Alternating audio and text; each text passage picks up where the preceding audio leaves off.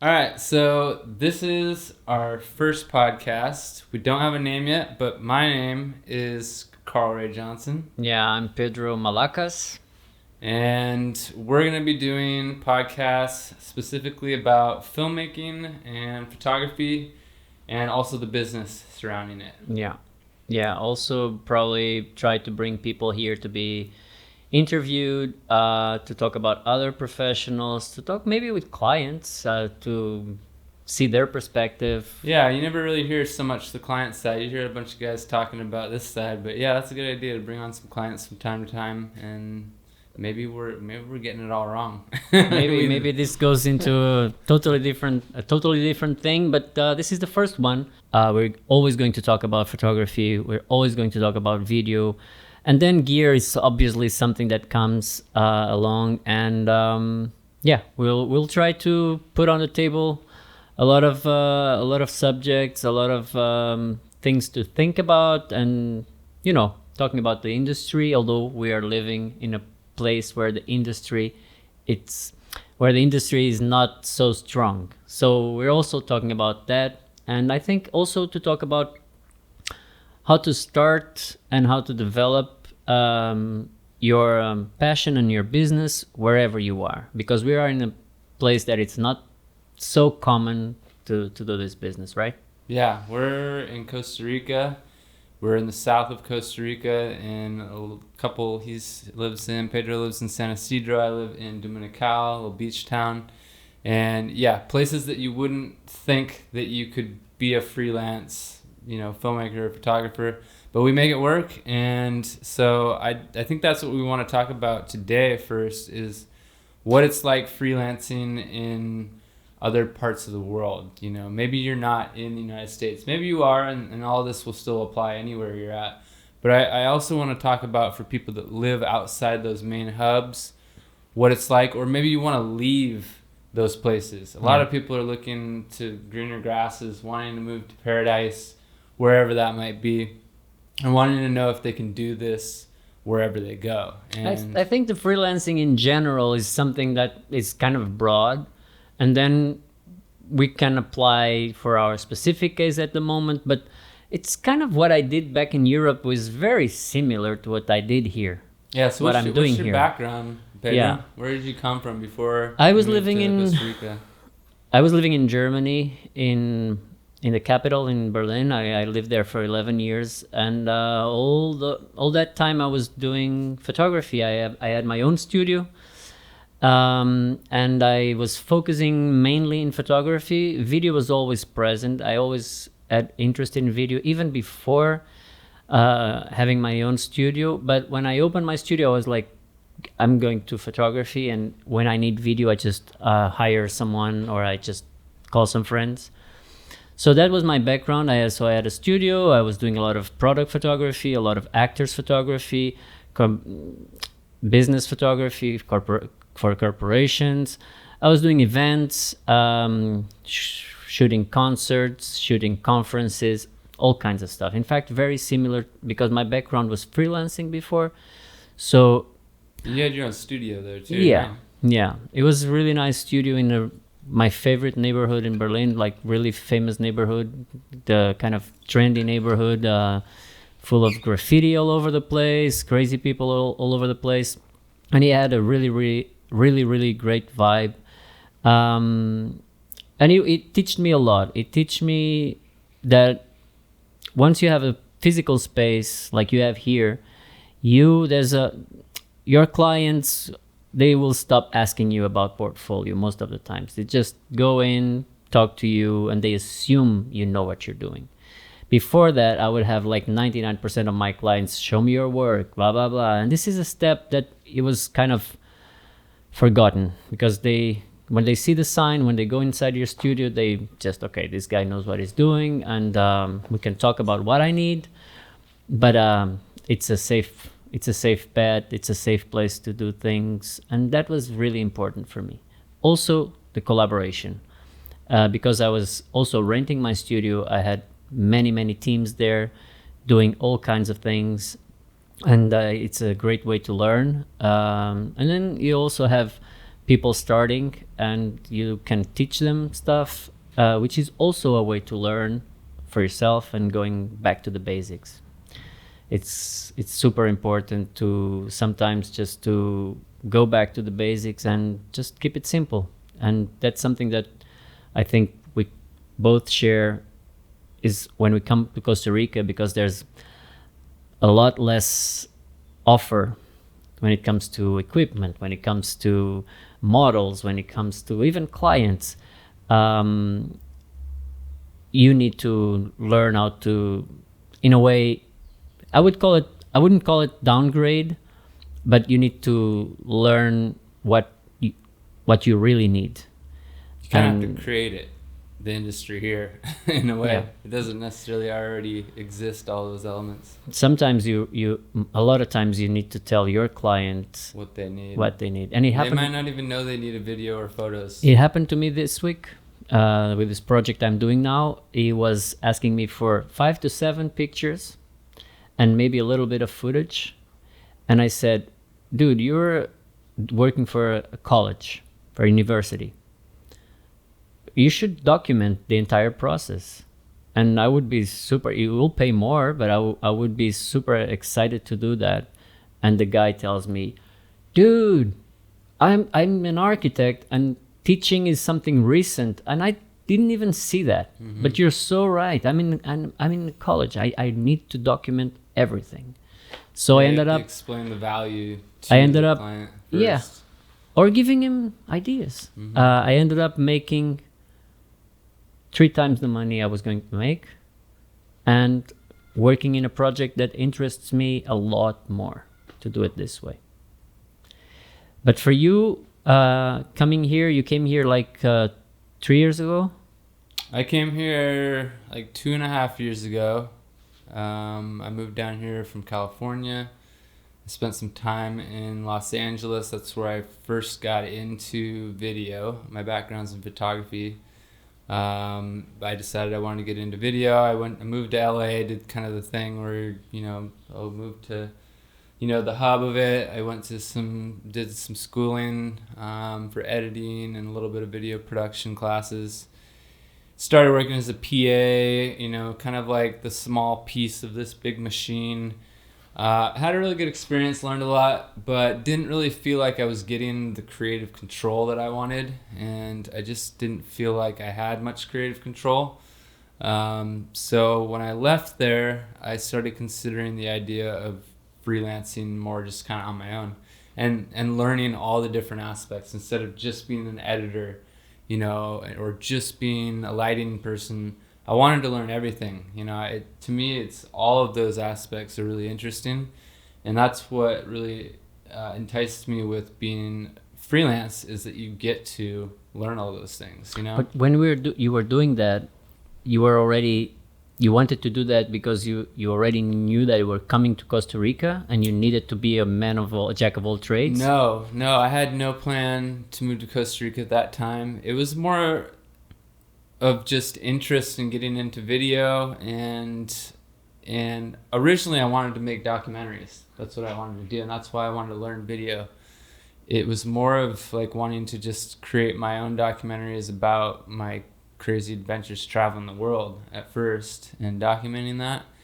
And then it kind of became a side gig just to make some money here and there. I started filming some stuff for friends, filming some music videos, just other artist friends of mine, doing projects with them. And then when I decided to move to Costa Rica, I realized that here's an opportunity to start fresh, and I have these skills now. I had, many years in my background in photography. I knew my way around a camera really well. Now I knew a little bit of video. I was like, why not just try to make this my full-time thing, And I moved here, and fortunately, right away, I was able to find a client. I started a profile on Upwork, which is like Fiverr, for people finding remote workers and creatives, and it just so happened that somebody here in Costa Rica found me on Upwork, saw I was in Costa Rica. I had put that as where I live now, and contacted me wanting somebody to actually come on site to the resort and make content for the resort, as well as they want to start a YouTube channel. And this is the daily vlog. This was a daily vlog that they want to start. Yeah. And this is where we met in the end. This is where we met. Was at this this huge kind of beach, like almost like vacant beach resort. It was hard COVID back then. Yeah, so this is like COVID just shut everything down. And it just felt like this abandoned beach resort that we were at. Nobody else is staying there. It was a little bit weird, but beautiful spot, you know, right on the beach. And I started out just doing daily vlogs for this guy. I did like almost a year straight of daily vlogs. And this was the first time I'd ever done this much editing. I was shooting it as well. But more than anything, I was literally editing every day. So you were punching that bag and getting a lot of exercise and just getting like... It was like doing like the same workout doing like 100 push-ups every day. But daily vlogging, like that is on steroids. It's like editing on steroids, shooting on steroids. Everything is like boom, boom, boom, I was just doing essentially the same thing every time. But fortunately, the client was pushing me to try new things. He wanted me to like try new effects. He'd find something from a different video he'd seen. He'd be like, hey, can you do this? And I'd be like, no, but I can learn how to do it. And I would go on YouTube, learn how to do it, learn how to do like some wipe masking effect or something. Yeah. And this is where I learned like all of the effects that I now use all the time. And correct me if I'm wrong, but is this where you also started like using...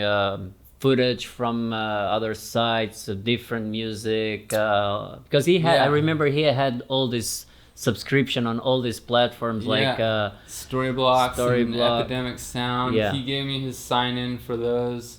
I had never really used stock footage or like music, like royalty-free music like that before, and that was really cool, just seeing how vast these libraries are that you can use. And then it actually got me to start making stock footage as well. I was going to say that. Yeah, so because of that, it turned into like, oh, I got this other side gig that I can start now and slowly build up a collection of stock footage. I could take little, a few clips from every shoot that I do. I can, on free days, I can go out and shoot whatever the hell I want and upload it, and it's become an extra passive income source. So that client and that gig, it was really the start of everything for me as far as my freelance filmmaking career goes. It really like jump started it. It gave me the confidence that I could do it here because it was full time right away. And then later down the line, we met at we did a seminar together, a week-long workshop on creative content creation, basically like filmmaking and photography. Yeah. Pedro focused on teaching photography, and I focused on doing kind of general videography and editing and photography and too. We did a week long. Neither of us had ever done anything like this, like being up on like stage with like public speaking and stuff like that. Like this is not something that I've done a lot of public speaking, but not like that. Yeah, I did theater for many years. Oh yeah, well that definitely helps. I was always terrified of public speaking, but you're good. But this was great because it was small. It was just a small group, and it didn't feel like a ton of pressure. I had already been working there for like almost a year at this point too. I felt really comfortable in the space. And yeah, it ended up being a really awesome opportunity to connect with other people. So this is the time where you're working with this guy, a little bit after you came to Costa Rica, and your freelance work was starting at the same time. Yeah, so I hadn't even really been, at that time I was so busy with him that I wasn't taking on other clients really. And I finally realized that I now had the skills and the know-how of how to complete these whole projects to just do it on my own now. And I was like, why am I spending all my time making this guy's YouTube channel? Why am I not making my own? Why am I spending all this time driving 2 hours north every week, making the same videos all the time? I was just getting bored of it, and I realized that I could just start doing it on my own. And it was hard work. It was really crazy hard work. Long hours. Like, I mean, we were doing 16-hour days. We were doing 16-hour days, which is crazy. And maybe a lot of people, what are you filming during 16 hours a day? Man, crocodiles. Yes, a lot of things. Crocodiles, zip lining, yeah, we were surf. doing every activity you could possibly do, because we'd bring in the people from the seminar all over, and like it was cool. I literally got to do every activity in Costa Rica that I would have never paid free. for, and I was getting paid to do it. Exactly. But it was exhausting. It was super exhausting. To the point where last time I worked with him, and I told you this before, in a bunch of years of working professionally, I have to check how many, because I don't remember, but for sure more than 12 years. First time I lost files. First time I lost files that he called me, where are these files? And I'm like, man, we have a problem now. I lost them because I was just exhausted. 16-hour days, sometimes 12-hour days, sometimes 16-hour days. Well, and you're doing everything. You're doing everything. You're not just 16 hours running the camera. No. You're 16 hours doing literally sound, camera, lighting, directing, file organization, editing. Like, you're literally doing every job of like an entire crew. Yeah, and we were together, but it would make things a lot easier. I was stoked when he brought you on, because I was like, man, I need help. Yeah. And fortunately, we continued on after that, and we've worked on a bunch of projects since then. We did a bunch of projects together. So right now we thought, okay, it's time to, because we've been talking regularly, and we realized that we have really good conversations about what's going on in the industry, how it works here in Costa Rica. We love to talk about equipment, and then we decided to do this podcast where we can put all these things on the table and then go out again and film again and photograph again, maybe with less technical things in mind and all that, but just live that out here. And for me, at least, I see it that way, and then try to find my own language and try to get the best I can from each project. What kind of shoots have you been, since moving to Costa Rica? Before you were working in a studio, you were doing mainly portraits and photography. Since moving here, how has that all changed, and what kind of jobs have you been mainly taking on here? Well, in Berlin, in Germany, I was doing a lot of studio, but also outside of the studio. So there was not really a big difference when it comes to freelance, because I would take a lot of different jobs, from wine tastings to big conferences. The thing here is there's less variety. It's very much, if you want to make a buck fast, it's very much about real estate, some activities, some things, people like some projects, construction projects or workshops or online courses or little commercials that people like. Recently I did a little commercial for a guy that is doing some small coffee business. So this is what I've been doing here. I think you can charge the same amount here? No. Much less than Berlin? Yeah. Also, well, not much less, but I would say less for sure. I would say maybe here, if I ask like for $500 for something, in Berlin I would get like $750. It really depends, because you end up a lot of times, and you know this as well as me, or even better, sometimes you make your price depending on the client. It depends also on the responsibility you have on that, not that you're going to work better or worse. I know you and you know me, we always do our best, but it's like, if you see that you're working for a corporation with tons of money, then you kind of ask for more money. I don't know if this is good to say out loud, but it's true, because, and this, I think it's more, I don't want this to sound wrong. When you have a strong corporation, you ask what you value, your value. And a lot of times when you work to people that has less money, then you just say, okay, I do it anyway for $300. Mm-hmm. So it's not a question of... It's a sliding scale. Yeah, it's not stealing from the rich, but it's kind of getting a fair pay from the the people with more money that can pay the job, and sometimes do cheaper jobs for people that are a little bit more struggling to get the business going or something like that, especially in times like the last 2 years where people are. Yeah, and I think that it's important to take on projects that you might be getting paid less, but it's giving you more work, it's giving you more practice, you're working out that muscle, you're keeping yourself busy. I mean, unless you have like plenty of clients that are willing to pay, you know, what you want, then great. But in the beginning, you don't necessarily have that.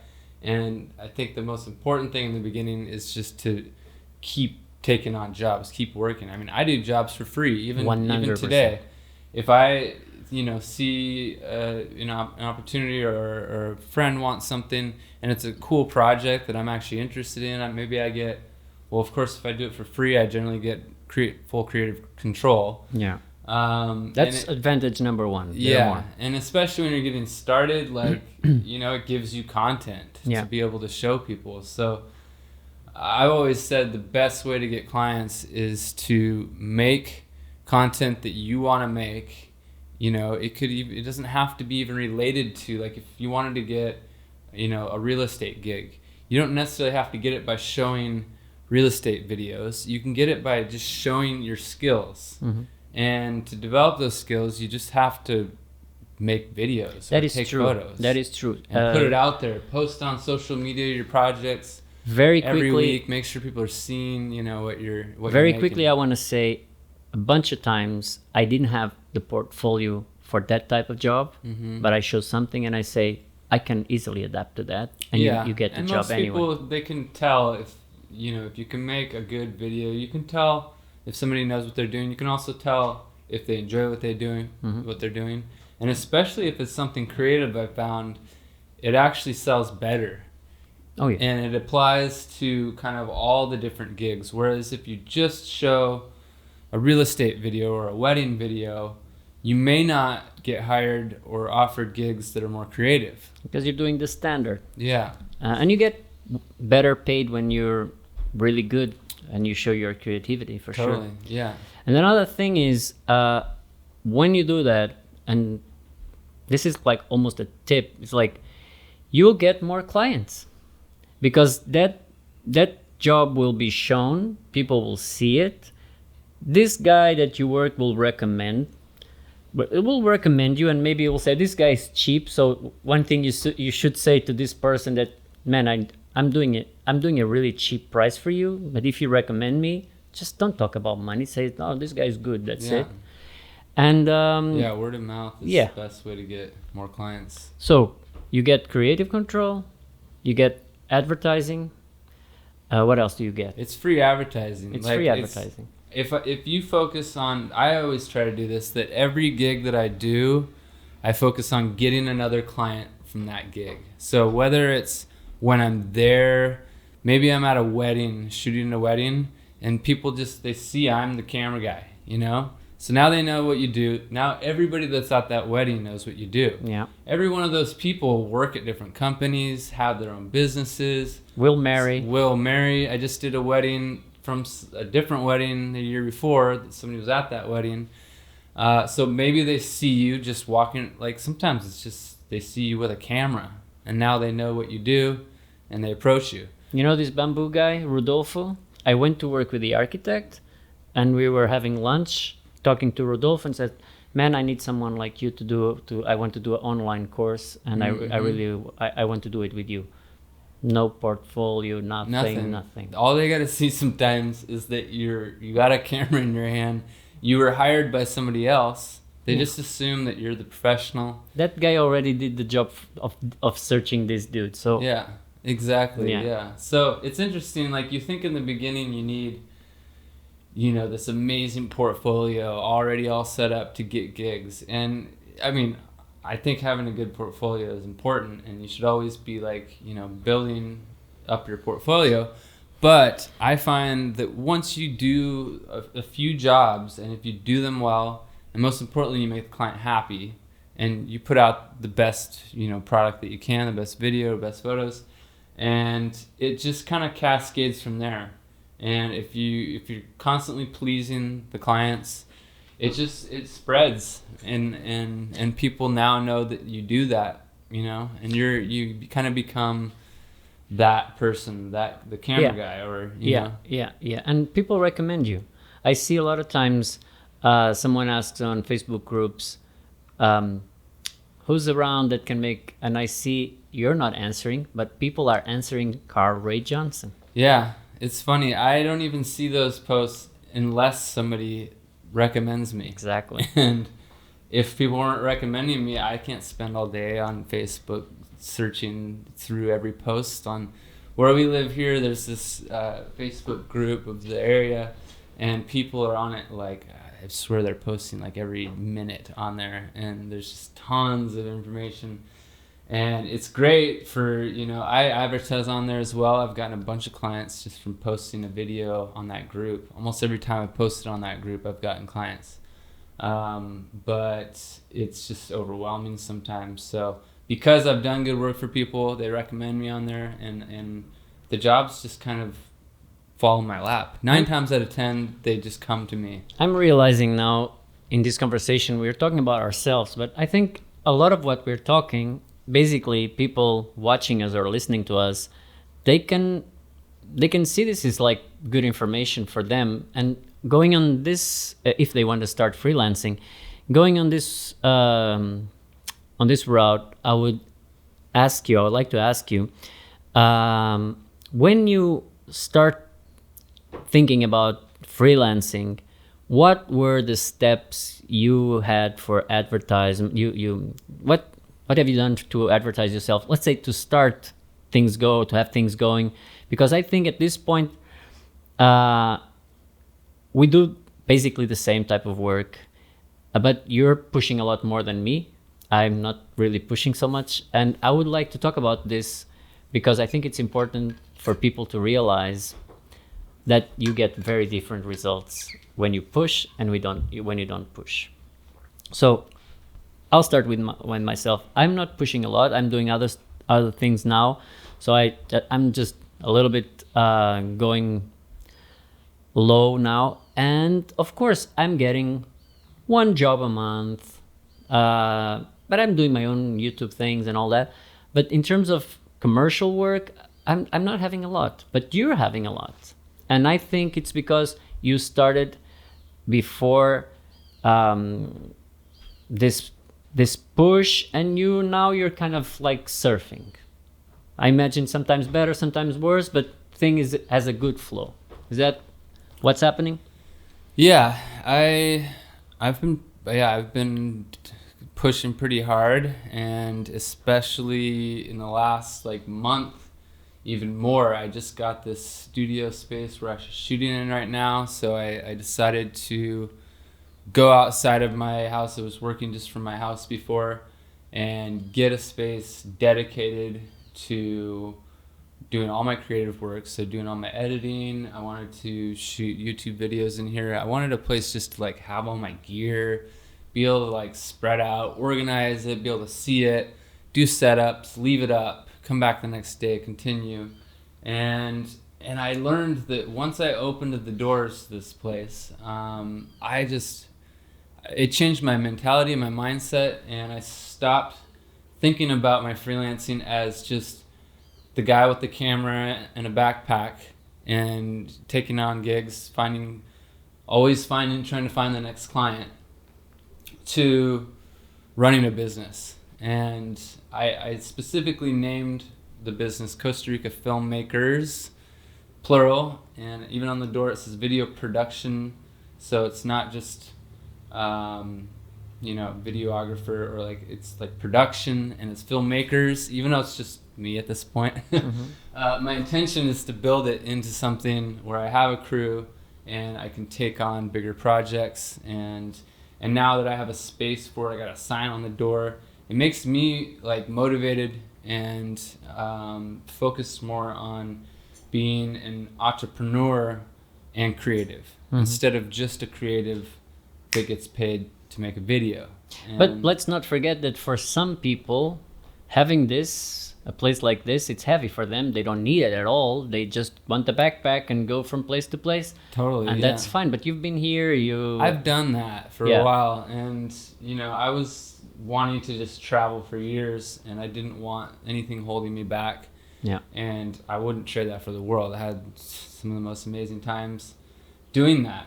But I guess I got to a certain point in my life where I wanted to, settle down a little bit. And for me, I didn't even realize how much getting a dedicated office space would change my worth ethics and like my business. I had no idea. I mean, I knew I just needed more space. But you had a good suspicion that would... Yeah, I mean, I had the intention of it, like, making it. If I'm gonna do this, I'm gonna fucking do it right, and I'm gonna like, put. Now I have extra rent, and it's it's a commitment for sure. But it's something that even more than I expected has changed my whole reality in freelancing. I now have more clients. It's coming to me more. The biggest change I've realized recently, which I wasn't somehow doing before, is posting on social media every week. Like, I'd like to say every day. I haven't been doing it every day, but and posting like every job that I do. I take at the end of editing that project, I start another sequence next to it specifically for Instagram or Facebook. Mostly I do it on Instagram. And I make a short little, I find the best clip of that shoot that I did, put it on that timeline, export it for Instagram, post it. I don't say that, oh, hey, look, I do this, and if you need... But there's something you do that I think it's very good, which is you also advertise your YouTube, every YouTube video you create, and people will check it, and they will see your face. Yeah, they will see your vibe. They will see how you, and that's kind of cool. That's something I didn't realize when starting a YouTube channel, was that it was gonna end up being another way for clients to get to know me, because I do have it linked on my website, and everywhere I mention on my social media that I have a YouTube channel, and I think that I know that some clients are going to it because they mention it to me. Oh, I checked out one of your videos, blah blah, and I think it does help for like being able for people to get to know you, feel more comfortable see a face, by you. You see a face, you go, okay. You're in the public. You're in the public, and you're also maybe like for my channel, I talk about filmmaking and do tutorials and business of it. So now it looks like I'm even more of a specialist or professional with it because they see that I'm... He has a YouTube... For a lot of people, having a YouTube channel is something that they don't even think, how can I do a YouTube channel? It's difficult. It's like, this guy has one and just talks... This guy's good. Yeah, and that's something I didn't even expect that was, going to happen. I didn't think that those two things were going to align as much, but they kind of become one and the same. Because the YouTube game is like, oh, you don't have like 50,000, 100,000 followers? Yeah. Come on, man, what are you doing? No, you have a YouTube channel and it has value. You get value from this because people will check it. A client will check it. A local client will check it. And says, people cool. check everything these days. Yeah. Like, they don't just like Google you. They go onto your Facebook. They go onto your Instagram. They scroll down. And maybe they don't want to see your entire video because they don't really care about video. But they're like, okay, this is cool. They just see that you're doing it. Yeah, this guy's doing it. But on the social media thing too, people seeing that you're putting out content on a regular basis, like, they always think that I'm actually working more than I really am. Like, they're like, man, you've been working so much. Yeah. And I mean, I have been busy, but like, it seems like on their end, because I'm posting regularly, I might even post like from one shoot sections and put it out for a few different days. And people don't know it all came from the same shoot. But like, it looks like I'm working my ass off all the time. And therefore, they want to work with you because they see you're busy and they see what you're doing. It's funny. I think like when I had my studio, I was working so much with different stuff. My Instagram was like 0. Yeah. One day I would like, okay, let me post something, and I would post 20 pictures in one day because I didn't have time to. But yeah, you're doing maybe less than I was doing before, but for someone following you, it's like he dropped another one. Mm-hmm. It's like he dropped another Well, yeah, one. and it depends too on where you're at. Like you were in a busy area of Berlin, you know, you were on. It sounds like you were on like a main street, weren't you? And like you got, but like you had a steady flow of clients without even probably having to worry about it. no, I didn't. You're right. I didn't have to worry about it. But the question is, nobody knew I was doing work. Mm. So if someone watches my Instagram and yours, it seems, even if you drop once a week, it seems like you're always busy. And me, I don't exist. So I think that really has a big effect. It's like regular. It doesn't have to be every day. Yeah. But if you do it once a week. Start once a week. And once you work it into your workflow, it actually doesn't take any more time. Like now that I do it on a regular basis, I just know that when I finish my edit, I just take a clip out, drop it in a separate timeline, export it. It takes 2 seconds to export because it's like a short little clip. Yeah. And it takes me an extra 5 minutes to post it. It adds maybe 10 minutes to my edit, you know? And so now I do it more often because it's like it's a part of my workflow now. You know, it's these ways of like advertising, I think, instead of it seems daunting, it seems like a bunch of extra work that you have to do. But I think the key is to be consistent with it is to just implement it into your current workflow. Mm-hmm. Figure out what you can do. You know, there's things now like Instagram actually has its own creator studio, it's called. Mm-hmm. And it's free to use. You don't have to sign up for anything. And you can post a bunch of videos or a bunch of photos, and you can schedule them for every day of the week or whatever, at what times, and just do it once and not even forget about it until next Monday or whatever, whatever day you do it. So there's plenty of tools now that just make this easier to do and make it, you know, consistent and part of your workflow.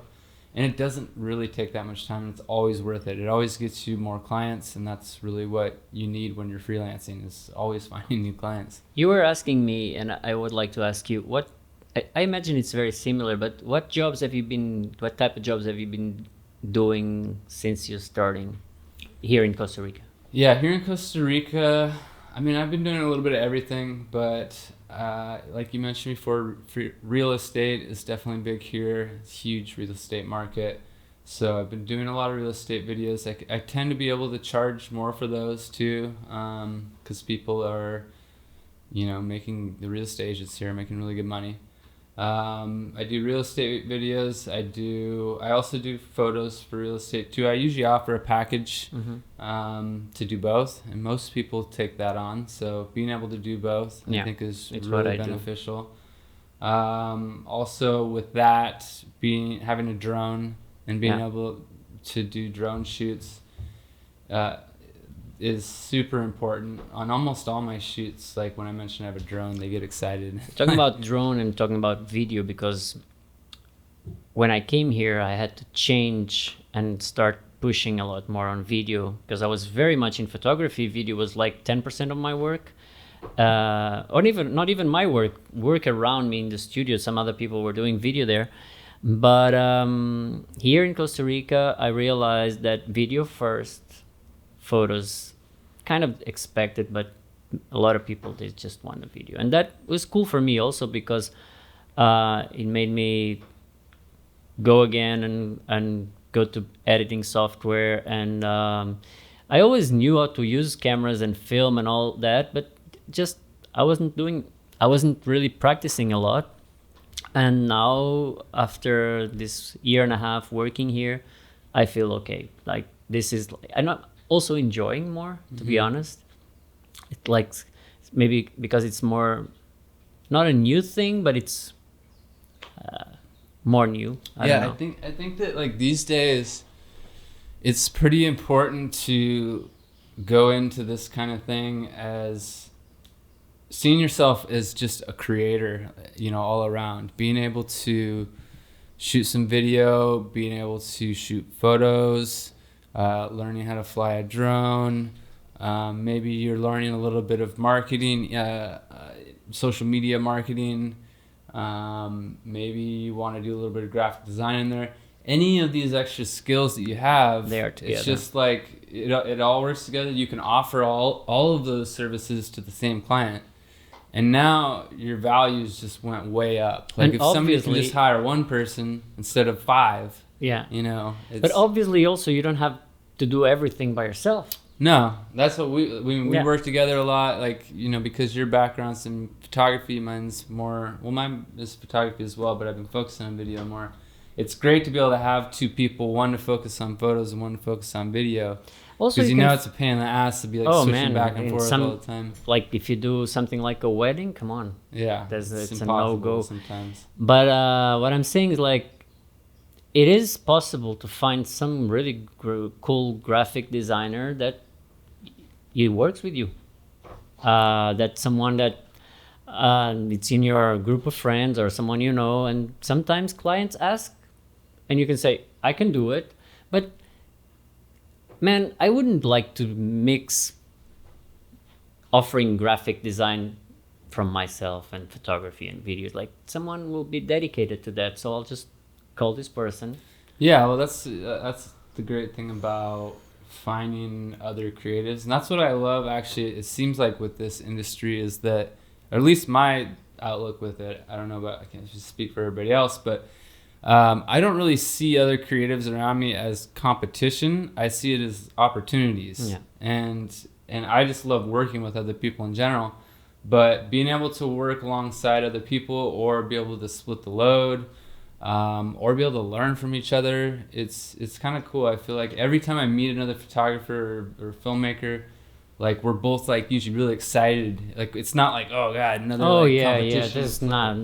There's nothing, because you know, also here in Costa Rica, there's not a lot of people. Yeah, there's But, not a lot of us here, so it's but kind of even exciting when you find. even find in somebody. Berlin, I would meet photographers from Holland, and we were just Yeah.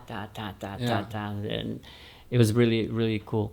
What else? The thing, I was listening to you, and you were talking about collaboration, and it's funny that even in a place like Costa Rica, where there is offer, but there is less offer for sure. In 1 year and a half that I'm here, I know now that I can build a team for a more high-end project. Just we work together. We call Simel in San Jose. We call Savel in San Jose. We have an amazing team immediately. Yeah, for For that's high end. The beauty of like connecting with other creatives all the time is Yeah. that now you can sell a bigger, or you can take on a bigger project, you know, Yeah. and that's where you make more money. The job we did together in San Jose for this brand, this Swiss brand, these guys, suddenly we were working together. We had professional models, we had assistant, we had makeup, and if I have something like that, I know what to call now. Mm-hmm. I know I'm going to call you, Simel, the same makeup artist. Maybe the models will be different, but they were cool. And it is possible. It's just, I think when it comes to this business, when it comes to this art form, I think, and I'm sure most of us, you really need to love it. Because if you love it, man, you'll just make friends in the business. Yeah. You'll make friends with your clients. And you're always excited about going to work. And that will create better product, will create better relations, and in the end, it will create a better life. So, in Costa Rica is so chill about that. It's so cool about that. A lot of, especially in this area where we live, there's so many people with good vibration, with really, they want to do something good, and they try to be fair when it comes to do business. I like it. Yeah, there's a lot of people. I've noticed there's a lot of people here that have their own business. That, like, I don't really know that many people here that are employees. Pretty much everybody has their own business, and it's conducive to starting your own business here. Obviously, if you're taking on employment here, you're not getting paid very much. So having some sort of your own business is kind of the way you make it happen here. But it's inspiring to be around that, and you know, being around in a place where everybody's doing that, it makes it just feel a lot easier to settle into that. And the focus on that reality more. here is we are dealing with expats mainly. We work a lot with Yeah. ticos, but let's say a lot of our work is with expats. Yeah, the higher paying work. That's where I think it's interesting about Costa Rica. Like I've lived in a bunch of other parts of Latin America, and though those areas and those countries are a lot cheaper than Costa Rica, there's a lot less opportunity to make good money there. Mhm. Costa Rica is more expensive to live, but you can charge significantly more, or there's more people here willing to pay the price for video production and photos than there is in like Colombia where I used to live. And so that's something like you think moving somewhere like, or that's something I think to think about when if you're thinking of moving somewhere else, and if you think there's opportunity there to do this, is not just look for the cheapest place to live, but look for the place that has the most industry, the most opportunity, Yeah. and has a little bit more money, people with money Yeah. to be able to pay for this, because this kind of work it's not cheap really, and it's a lot of freaking work. It shouldn't be cheap. It takes a lot of skills to be able to pull off a production, and you want to be somewhere where people are willing to actually pay for it. So I found Costa Rica is actually good for that. There's a lot of Now you opportunities just touched here. the point. I don't know if it's the right moment to talk about it, but I would like to talk about it. It's like when people sometimes they say, "Oh, that's too much money," because we just need a simple video. They're not only paying what you can do. They're not only paying your knowledge, your skills, and your time. They're paying for something which is what I call being a professional. It's like there's a minimum chance of you screwing up that. Mm-hmm. The confidence that Yeah, you'll you be able adapt. to pull it off. You Yeah. adapt. There's something wrong here. I have something in my backpack that will solve that. Yeah, totally. Because you can always find somebody to do it cheaper. Of course, Always. or for And free, here- or for free. Yeah, here there's a lot of people that will do it cheaper for sure. And you know why Costa Rica is fun? Because it rains a lot here. Not now, but it rains a lot, and people only have the morning. On a Yeah. Thursday morning, we do that. Yeah. And if you show up, the light is not good, and you don't have a flash in your back. Not this Thursday. Yeah. Oh, this guy sucks. No, and that's the kind of thing you also get. You also pay when you hire someone to do a job. It's like this is going to be done that day. The quality will be great. Yeah, that's something I've taken on, and it's benefited me a lot with getting more clients, is that I make a point to deliver like by the next day. And I stay solid with that. I mean, unless it's a big project that's an ongoing thing. You of can course. deliver next day For real estate shoots, for a lot of with video. a lot of my shoots, I deliver within 24 hours. So I do the shoot, like say oftentimes I'm shooting in the morning, especially like you were saying, rainy season. If I'm shooting outdoors or something, it has to be in the morning. I do the shoot.